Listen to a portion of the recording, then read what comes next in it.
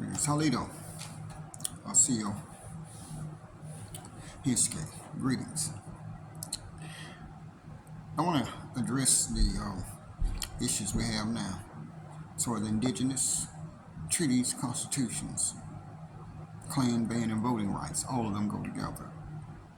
And I want to address those that identify as Afro-Indigenous, Arab, Moor, Jewish, Hebrew, Israelite, Indigenous.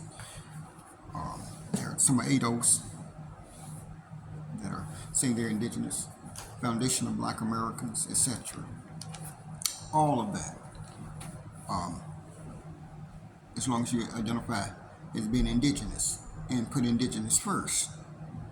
Same thing as I told them, during the Million Man March and during the 1996 Olympics, And so we address ethnicity and culture here, not racist religions, colorisms, slavery, or any foreign points of origin. Even though we all got people in our families, we have people in our families, of all types. So I don't want to argue with anyone about their indigenous status. We got enough time to straighten things out among ourselves and the different schools of thought, for that. I also want to address the constitutions, the Talwa, the Great Law of Peace, the United States Constitution, OAS, and the UN charters. And treaty law. Treaty law is the law of contracts, the law of torts, and that's also the law of equities. There's also the law of restorations too. And our Constitution and theirs.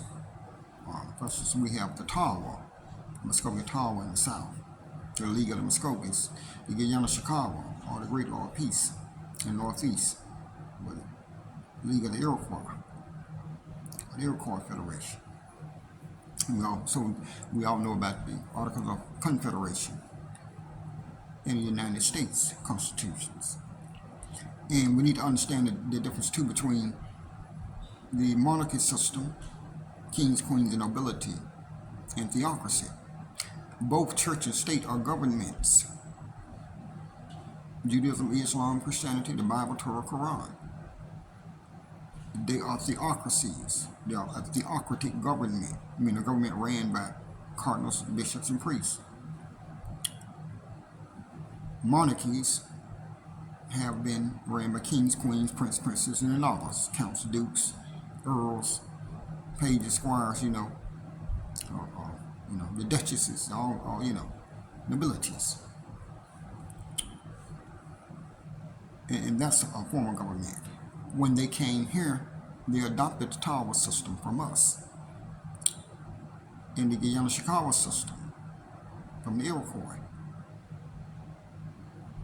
All of these are also contracts. They're covenant. For instance, in theocracy, their rules, their laws, and regulations. They say on the Abrahamic covenant, where their Messiah and their concept of a supreme being is seen as a covenant person, a covenant God. And their Masonic texts are seen as covenants. So both the monarchy and the theocratic governments, they are based on the same thing.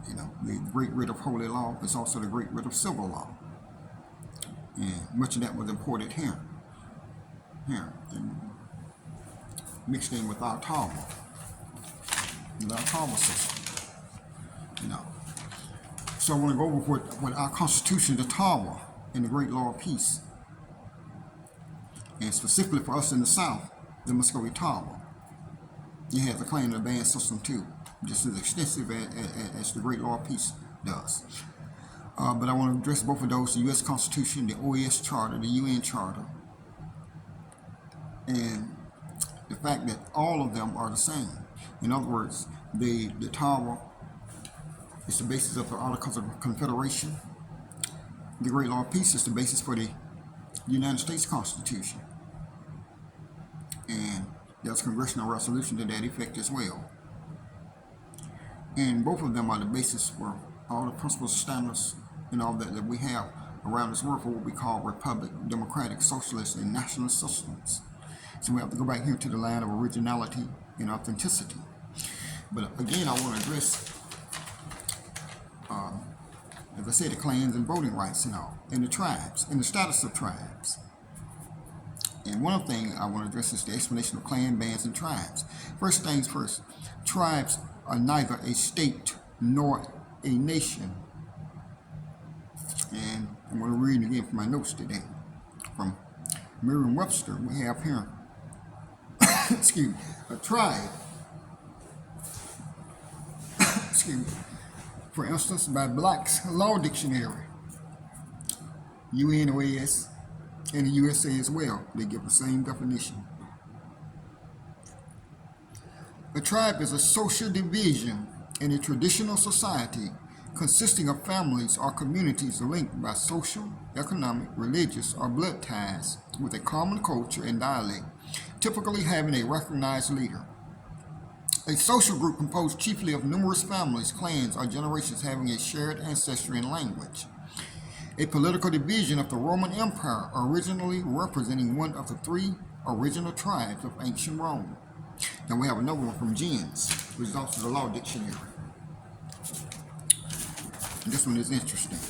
It says a group of families connected by common descents and bearing the same name, being all freeborn and of free ancestors, and in possession of full civic rights. I'm going to read that one again. The meaning of tribe. A group of families connected by common descents and bearing the same name, being all freeborn and of free ancestors, and in possession of full civic rights. It's the Law Dictionary, based on Black's Law Dictionary. Now, clans and bands, we know that state-recognized tribes and federally recognized tribes, which are also federally created tribes and state-created tribes, are basically under the jurisdiction of their state. The governor, the Indian Commission, the city and county, and the state legislature. Federally recognized tribes, of course, are under both federal jurisdiction but also state jurisdiction as well when it comes down to it. When there's a conflict between them as sovereigns. But because federal recognized tribes, they still have the status as a city, county, or a state. They're equal to states in some ways. But sovereignty is more that of a city or county, to say the least about it. What's called reservation status. But now for my notes, I'm going to read again. However, a clan and band can have recognized status in a community, town, city, village, neighborhood, hamlet, or county. And a tribe today is by the US OES UN law treated as a quasi-sovereign entity. That is, they have the same status again as a city, county, or state subject to the United States, of course. And some state-recognized tribes may or may not have what is called autonomy. Most of them don't.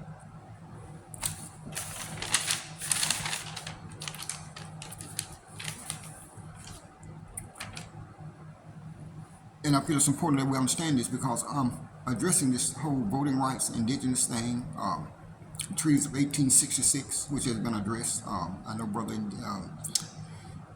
the research guy, Mr. Indigenous Red, also called Mr. Indian Red, has done an excellent presentation on that, about the 1866 treaties and what they mean for the American Aborigines, those that are called the black tribes, you know.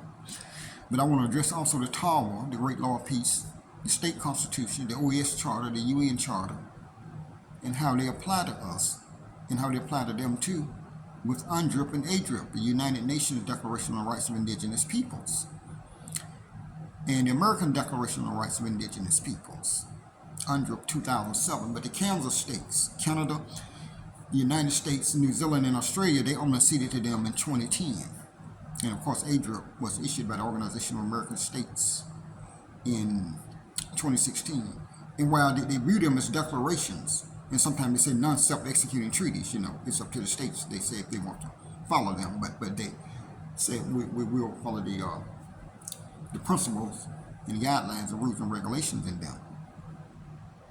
And that's what brings us back to our constitutions here. We have what's called original intents. I'm sure everybody has heard of original intents before. The textualists called strict constructionists. They read the Constitution as it's written, mostly conservative and some moderates. Liberals, they say, well, it's the spirit of the law, and they're progressive. So that's two of the ideologies they have of reading the U.S. Constitution. However, we have what's called the Aboriginal doctrine, two of original intents. And they've been codified in any encounters of construction.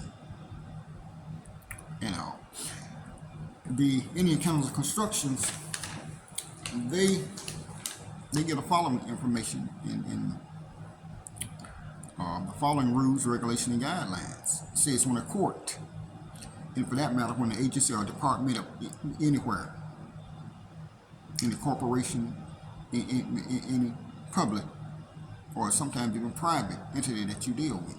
It says when a court or an agency, department, or bureau, etc., interprets an Indian treaty, the treaty must be interpreted in light of the parties' intentions, with any ambiguities resolved in favor of the Indians. 2. Construe all treaties liberally in favor of the Indians. 3. Resolve all ambiguities in the Indians' favor. And 4. Preserve tribal property rights and sovereignty unless a contrary intent is clearly stated by both sides. That applied even as domestic dependent nations.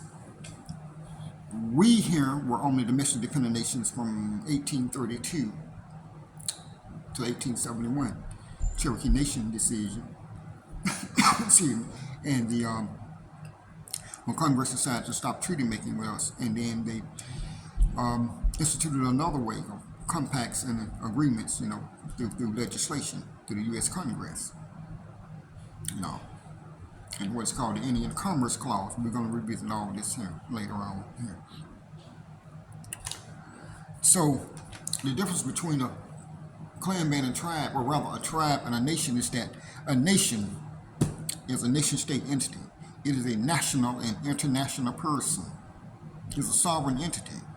It is a standard government governing their peoples as a collective. And they're a sovereign person known as a state actor. You see? And so that's what I want to get into here about nation building. It's good that we have clans, bands, and tribes. And I'm proud, really, as an indigenous person, to see people making great success with themselves, their families, their businesses, their school districts, you know, returning to their clans, getting LLCs, S corporations, non-profits, and all of that. What happens is that a lot of times, a lot of the individuals, as well as a lot of the groups and organizations, they find that within the city or the county, or sometimes the state that they're dealing with, even though they have some limited autonomy, or some form of autonomy, or some what's called a sovereignty as well, the city, county, and state can overrule them. Well, sometimes the federal government. In other words, that's a limitation there. And so that's what we want to address now from a nation-state entity point of view. When the Coosa Alliance, when we were instituted, well, rather, reorganized, the Coosa comes from the Native Black Fellows and Nationalists of America, NBFNA. And after that, the Southern Honor, Aboriginal Republic of North America, for the southern part of the states, not Dr. Amaru Shah Ali's honor up in the north, you know. And from there, we went to the Associated State of Mvskoke, which we had paperwork and group sites, the whole thing. In fact, Coosa was mentioned in all of those. Well, Coosa is mentioned everywhere because our mother towns are all Coosa. And our mother culture is all Coosa. And that takes me, I want to mention this too about our origin stories. Everybody has origin stories. All origin stories around this world are legitimate. For instance, we have, for instance, if you look at the Abrahamic religions, and any other ones, whether Egypt, Sumer, Toltecs, Aztec, Mayans, we don't care who they are. All origin stories, here, Canaan and Israel, all of them, were given from mouth to ear, word of mouth to ear. We know nobody sat down and just wrote out all the history and, you know, and their great works, civil society and politics and law and arts and sciences and culture and invention just at one time. It was all given by word of mouth to ear. And ours are just as legitimate as anyone else's. You see. And when we talk about our mother towns, we have Abaca, Casita, Coweta, Arica, Coosa, Athiliwale, Tukabachi, Kitawa, Talasi, Nanaweo, and Nakatushi. And you see in our Hashidi, Natchez, and Yuchi origin stories, you see basically where they said that we are black-skinned and red-skinned Indians are who we descended from here. And I say that because Hashidi, Natchez, and Yuchi are the oldest peoples here, for one thing. Those are our mother groups. You see. But those of us in the Creek Confederacy in the South. And we understand the Cherokees are also from Kitawa and Tallahassee, which is over in North Carolina and Tennessee.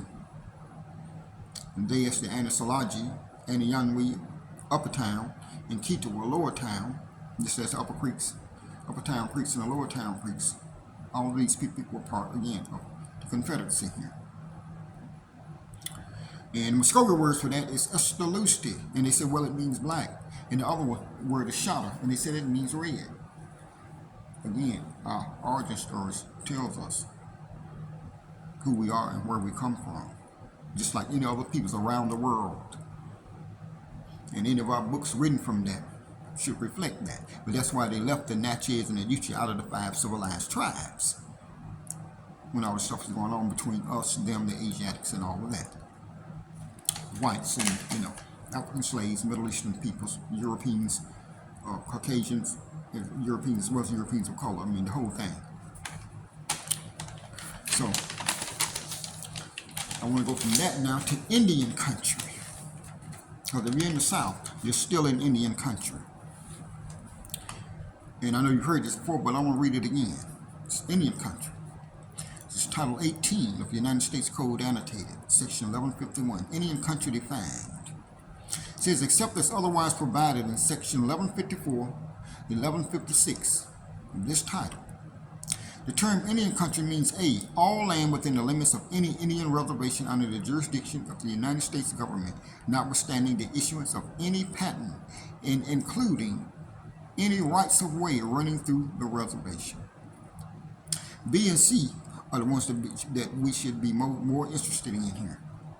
It says all dependent Indian communities within the borders of the United States, whether within the original or subsequently acquired territory thereof, and whether within or without the limits of the state. And all Indian allotments to Indian titles which have not been extinguished, including rights of way running through the same.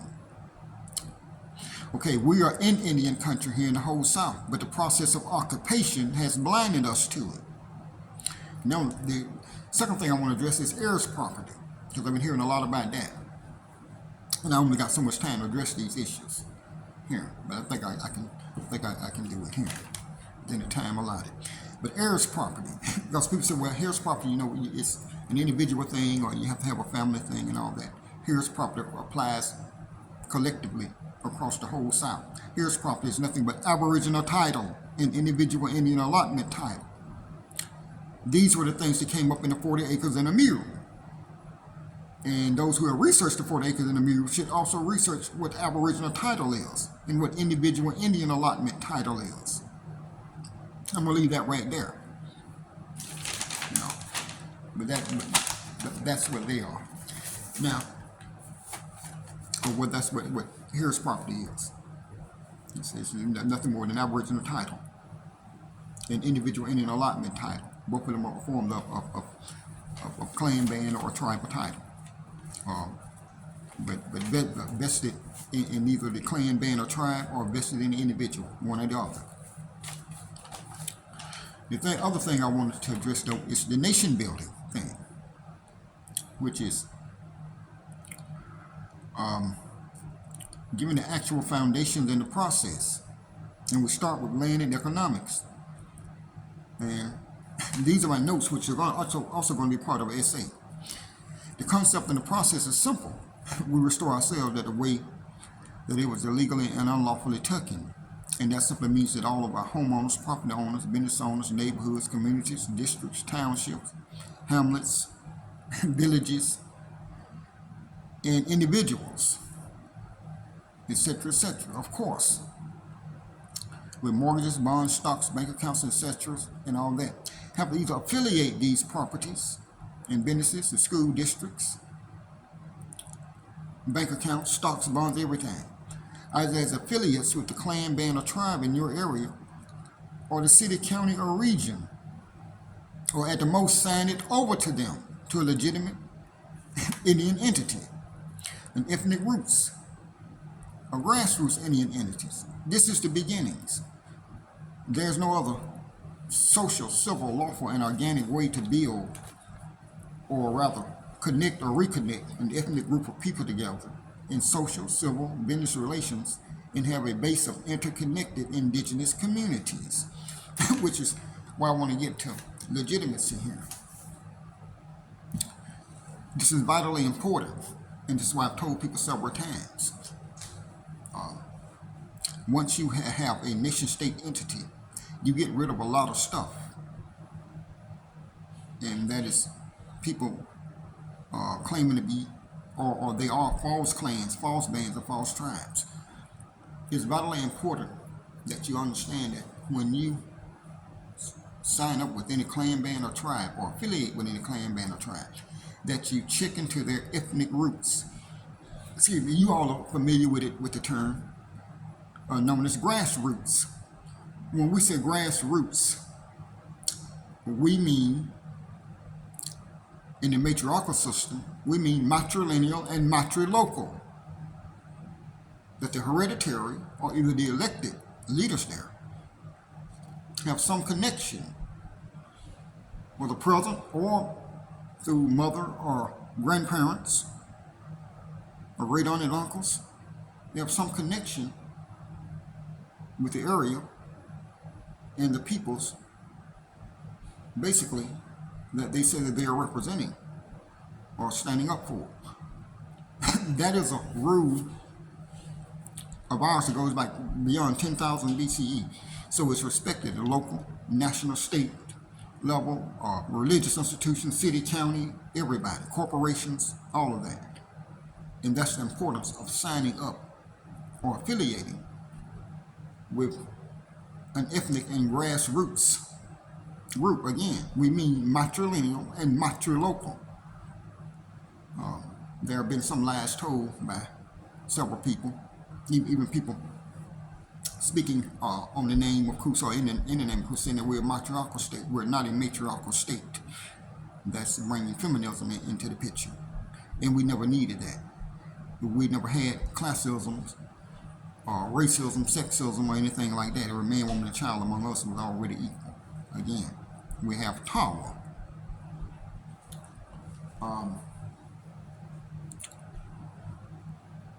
That's also vital for what's called enforcement of your rights.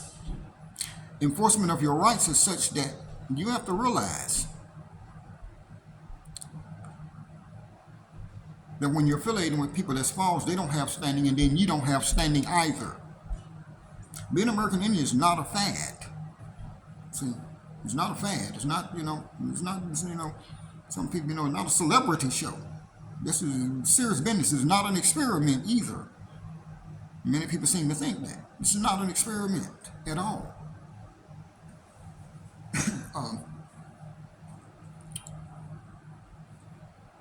And so, when you affiliate or sign yourself over to back over to your tribe and all, that is called, actually I made a note of that here. It's right here, it's called affiliating or signing up with a clan, band, or tribe or nation is called reclassification, reclassifying yourself. But in socio-political and socio-economic terms, it's called registration or re-registration.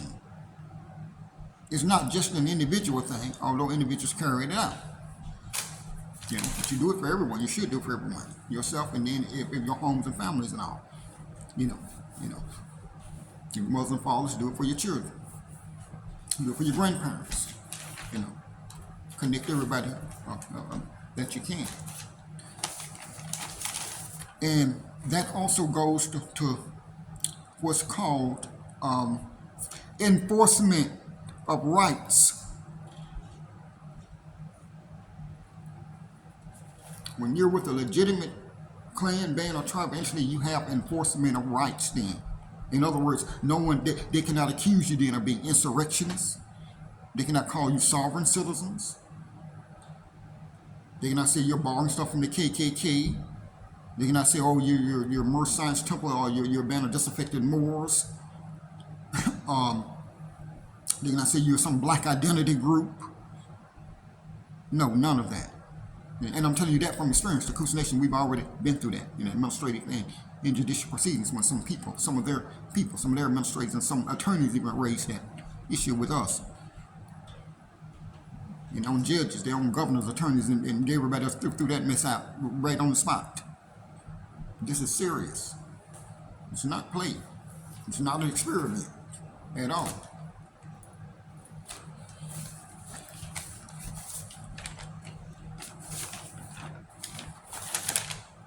The last thing here, though, I want to address, I think I got a little time for this here. Yeah, I'm going to start on it anyway. Is that Aboriginal sovereignty has been a key point in enforcement. And I'm going to read to you something here from The Sovereignty of Aboriginal Peoples by Miss Julie Cassidy. She holds an LLB in honors at the University of Adelaide. PhD from Bond University. She is a barrister and solicitor and associate professor at the School of Law at Deakin University in Geelong, Australia. I mean that she's a scholar on international law. This is the introduction to it. It says the relevance of establishing Aboriginal sovereignty is not confined to the practical exercise of sovereign powers within a given jurisdiction. It is also relevant to the judicial enforcement of rights. If, as suggested by traditional theory, international law only pertains to the actions of sovereign states, and perhaps as a corollary, only sovereign states are capable of enforcing international law, establishing Aboriginal sovereignty will be a necessary prerequisite to enforcing international legal rights. According to the traditional view, international responsibility is owed to the state of which the individual is a national, not the individual itself. As it is the state's right and not the individual's which has been infringed by a breach of international law, only the state may enforce that right in the international courts. The theory supporting this proposition reason that the individual is only an object, not a subject of international law. As a corollary, according to the traditional theory, individuals have no international rights and lack the necessary procedural capacity to enforce rights in an international court of justice. Some jurists advocating the traditional view submit that because of the lack of procedural capacity, individuals and sub-state collectives cannot be the direct beneficiaries of international rights. As a consequence of these traditional restrictions, individuals and minority groups typically must rely on either the United Nations or their occupying state to support and enforce any claims made in an international forum for breaches of international law. This also applies to municipal law here too, but we'll get to that later. Unless such groups can establish that they have retained their sovereign rights and can be recognized as a state, they have no standing in, for example, the International Court of Justice and must turn to municipal courts, local courts, for relief. The latter avenue, meaning municipal courts or local courts, the latter avenue of relief is not without risk, unless the subject of international law is a non-derogable rule of just cogence. Judicial practice suggests that inconsistent domestic law can prevail over international law in the municipal arena. If a legislature's intent to legislate inconsistently with international law is evident from the face of municipal legislation, municipal courts are bound to give effect to that legislation. As Lord Porter noted in Joffrey versus Solicitor General, There is a presumption that Parliament does not assert or assume jurisdiction which goes beyond the limits established by the common consent of nations. On the principles already stated, however, this presumption must give way before an intention clearly expressed. Statutes are to be interpreted, provided their language admits, so as not to be inconsistent with the comity of nations. However, if the statutory enactments are clearly inconsistent with international law, they must be so construed, whatever the effect within the jurisdiction within which it may be. A violating state could therefore prevent Aboriginal claimants from enforcing international rights in its municipal courts with relative ease by enacting inconsistent domestic legislation. Consequently, the existence of Aboriginal sovereignty is important not only to the enjoyment of sovereign rights, but to the enforcement of any rights founded in international law. The sovereignty of indigenous populations has long been a matter of great dispute and continues to be one of the most burning issues in domestic and international law today. Contrary to popular belief, international law, both in the past and today, is not entirely Eurocentric and immoral. And historically, many international jurists have been sympathetic to protecting Aboriginal sovereignty and territorial rights. To this end, state practice reveals a consistent recognition of the legal incidents stemming from Aboriginal occupation of land. International law generally acknowledged the sovereignty of these peoples and saw indigenous possession as preventing land from being classified as terra nullius, or open to acquisition by mere occupation. The international law doctrine of reversion also provides for the continuous and ultimate resurrection of these sovereign rights after purported acquisitions by European imperial forces. Under this doctrine, despite the pretense of effective occupation, the sovereign rights of Aboriginal people lie dormant, awaiting reversion. It is this sovereignty that Aboriginal peoples call to be recognized today. This article considers international law's recognition of Aboriginal sovereignty. I'm going to stop right there. And I'm going to go over some things here. When it says sub-state collectives and all, you look at like your Asiatic tribes, your Native tribes, Native American tribes. Nothing against them either. This is not hate. We're talking about actual political, legal status, standing, all of those things. Not criticizing anybody. But when you have state recognized and federally recognized tribes that are under federal jurisdiction, of course, that limits the way that they go to the United Nations. And I'm not saying that we've done any battle a lot of times because we as indigenous, we haven't went there. We as a nation-state entity and all. Well, we have, but that's probably not known to everyone. But that's what they mean when they're saying these sub-state collectives, and sometimes NGOs as well, non-governmental organizations and groups and all. Not saying that they don't have human and civil rights. Of course they do. And we know that there are some state and some federally recognized tribes, well, all of them should have what they call treaty rights. Whether they're respected and enforced or not, they should have that. Okay. Our situation, those that were left out of it, people say we got reclassified and wrote out of everything. Well, in a way we did, and in a way we actually didn't. We actually got occupied. It's what we're under now. And when you're occupied, you follow the laws and rules and regulations of the occupier. So the occupier is not going to tell you about your own constitution, your own ancestry, and the people that you come from. And even when you know that, you need to know the things that they are, that your ancestors accomplished for you in the socio-political and the socio-economic sense. It all deals with your land and your property rights, your civil rights, and even your criminal rights, everything. In my last podcast, I talked about that, Section 1 and Section 2, about our voting rights and what our clan rights mean to us and relate to our band and our tribal status and all. one of the issues here in this article here, I'm going to go back through it. Now, we have to remember something. When we say the Coosa Alliance, when we say the Mvskoke Federation, when we say the Creek Confederacy, that's a nation-state entity. That's not some one band, clan, or tribe. A tribe is not a nation or a state, and we need to stop that. That's that old Negro and that old colonial mentality, and it's got in the way long enough. We in our own nation-state entity, as far as the Coosa Alliance is concerned, the Coosa Nation ACS, and myself and another principal chiefess, another bloodline principal chiefess, and that's what we accomplished in bringing the Creek Confederacy out of interregnum. Seminoles have a word for it. I keep forgetting that word. But they have a word for it called the Great Interruption.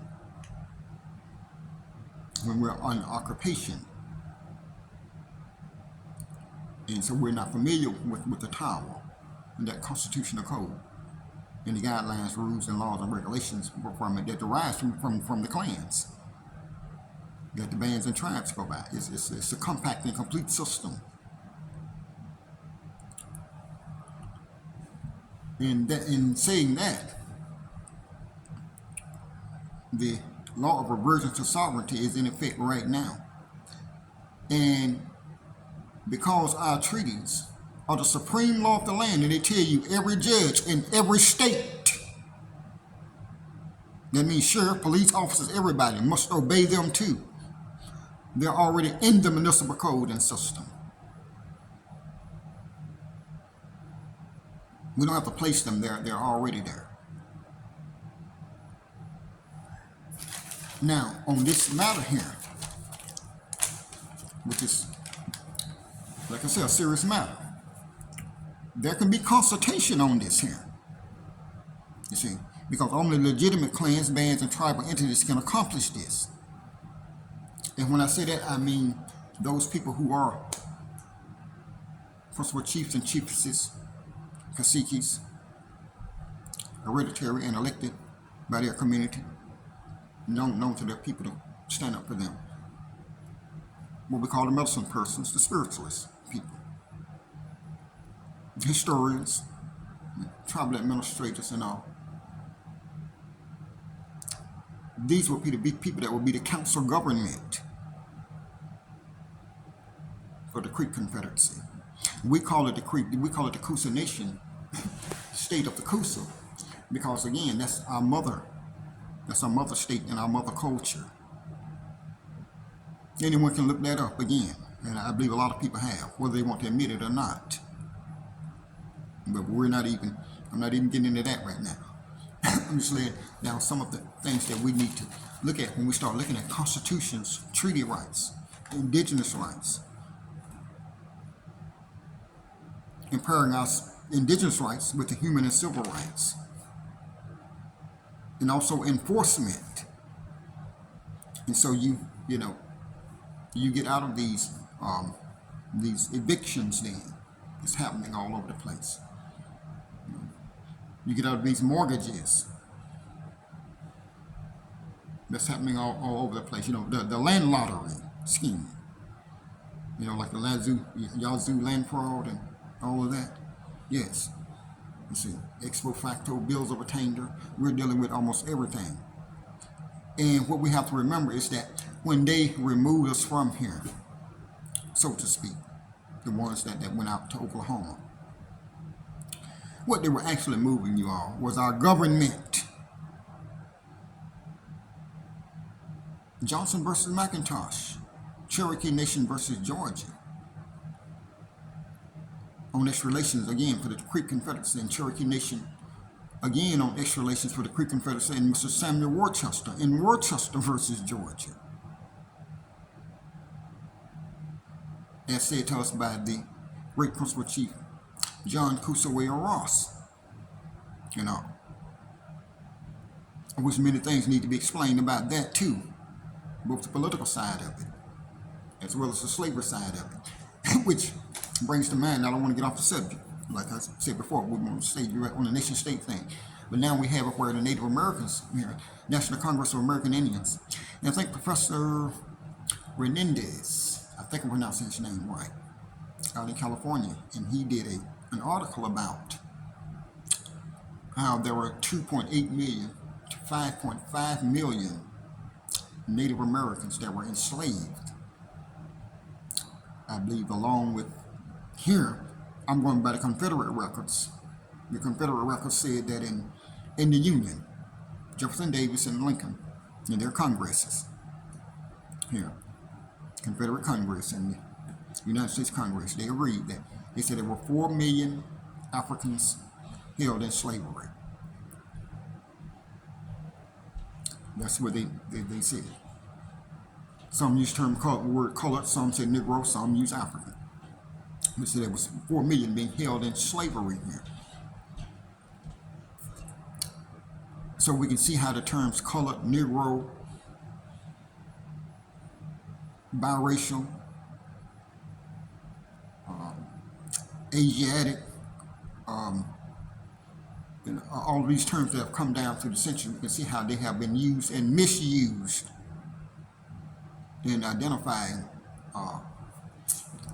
any indigenous people, especially those of us who identify as American Aborigines or copper-colored Aborigines or ethnological Indians of color, but whom people normally refer to as the original black Indians of the USA, or simply they just call us black Indians, according to the race code.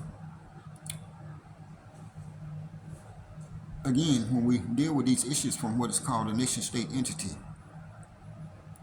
we have way more standing and way more grounds. In fact, the sky's the limit. There's nothing blocking us in the sea, there's nothing blocking us on land here. When we approach these things from that point of view, as the Coosa Nation does, the Coosa Nation ACS, which is the Coosa State, or basically the state of the Coosa. And yes, we'll file our paperwork with the OAS, UN, and United States, the counties, everyone, all the necessary things that needed to have been filed. And so that's why I addressed this whole issue of the clan ban, tribal voting rights things, also from the position of our own nation-state entity. And I want to tell everyone that your clan, band, and tribe is good. But to show it up for everyone, we need to take the next step now. You know, whether you're Cherokee, Kituwa, Anyanwil, Seminole, Natchez, Yuchi, Choctaw, Chickasaw, and all of that. And one last thing I want to add, when we say Mvskoke, there's people still get that mixed up and thinking that the Mvskoke is a tribe. When we say Mvskoke, we're talking about several different groups here. It's probably just like there was, say, 100 Talwa towns, or say 100 tribes, basically, you know, and, you know, probably thousands of sub-tribal groups, you know, in the population.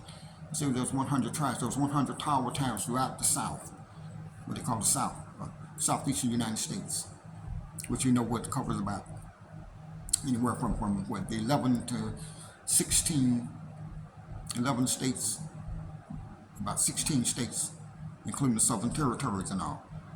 You know, the Western Territories are more close to us, and the Northern Territories are more close to us.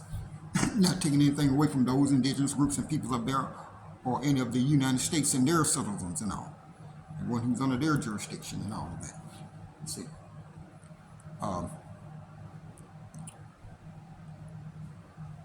But this is where we're at right now.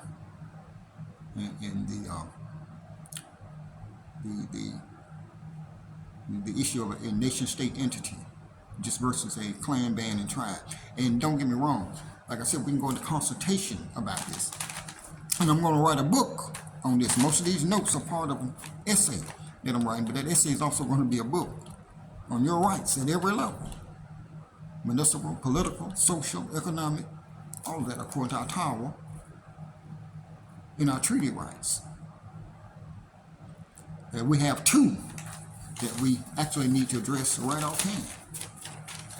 That is the Indian Removal Act and the Treaty of Coosa. And there are other ones too now, the Treaty of New Shoulder, the Treaty of Dancing Rabbit Creek, and of course the Treaty of 1814. The Yamasee Creek War, Red State War, you know, Seminole Wars, it's all the Seminoles anyway, or the Yamasees, everybody. So those wars have been raging for a while. But all of us are the descendants of the Hishiti, Natchez, Yuchi peoples. And so we go back to our mother cultures and all, and our mother state. Not just some single individual tribe, band, or clan. However, of course, you know that is necessary too. You see, that pattern is the same thing that they arrange their cities, towns, and counties off. That's the way they arrange their cities, their major cities' relation with the state's relationship with their federal government in Washington, D.C. They follow that same pattern here. The one here in the South, the Coosa Alliance, Mvskoke Federation, Creek Confederacy, League of the Muskogee, Iroquois Federation of North, Haudenosaunee Confederacy, a League of the Iroquois. So it's time that we get back to our roots too, and understand that we as people, we're no different than anybody else on this earth. We have to take our destiny back into our own hands.